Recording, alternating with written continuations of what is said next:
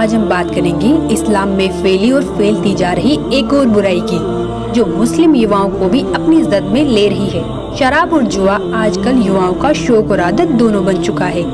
अल्लाह के बंदों, शराब पीने और जुआ खेलने को कुरान में महापाप बताया गया है। देखिए कुरान से प्रमाण। सूरह अल बकरा 2 आयत नंबर 219। शराब तथा जुए में बड़ी खराबी है, महापाप है। प्यारे मुस्लिम भाइयों, इस बुराई से जितना जल्दी हो दूर हो जाओ। अल्लाह के और भी नेक आदेश जानने के लिए जरूर पढ़े पुस्तक मुसलमान नहीं समझे ज्ञान कुरान। धन्यवाद।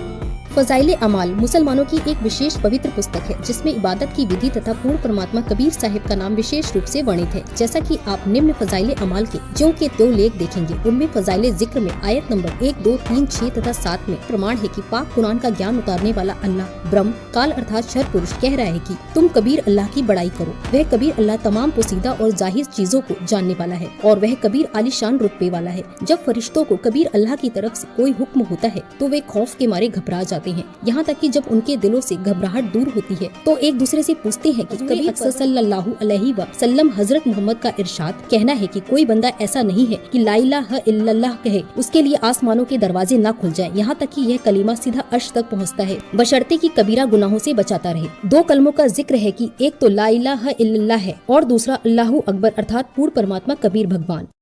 एक भाषा का काम अपने विचारों को दूसरे तक पहुंचाना है। वो सिंपल हो, क्षेत्रीय हो, चाहे अरबी हो, चाहे पंजाबी हो, चाहे गुजराती या मराठी हो या हिंदी हो, अपनी लोकल मातृभाषा हो, वो ज्ञान खरा होना चाहिए ताकि सामने वाला समझ सके। हमारी बुद्धि काम करना बंद कर जाती है क्योंकि हमने ज्ञान नहीं। तो इस ज्ञान से समझ में होगा कि हम किसको के मान बैठे।